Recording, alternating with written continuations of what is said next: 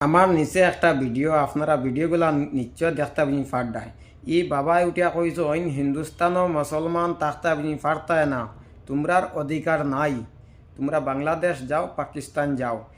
বাবা কথাগুলা কোয়ার মেইন কারণটা হয়েছে গিয়া কিতা, বাবায় গাই গুফর ওর গায়ের মুখটা আপনি খাইতে আপনি পারেন না, তার কারণে বাবাই উঠিয়া কইসন। কারণ হিন্দুস্তান থেকে মুসলমান যদি সে খাদাই দেন, তে বাবায় গাই গুফর আর গায়ের মুতগুলা আপনি সুন্দর মতো খাইতে আপনি পারবা বাবাই। বাবা গায়ের গুফর খাও, মুত খাও, আমরা কোনো জাত অসুবিধা নাই। ও বাবাই আমার নিচের যে ভিডিও, ও বাবাই উঠিয়া কইলা হিন্দু রাষ্ট্র বানাইতা, আর বাবার উপরে এখন কি হামলা চলের।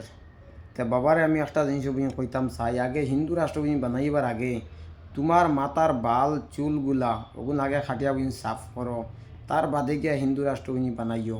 হিন্দু রাষ্ট্র বানাইবার আগে তোমরা গায়ের গোবর খাবা আর গায়ের মুত খাবা, ওটা বন্ধ করো, তাহলে তোমরা লাগবে ভালো হইব।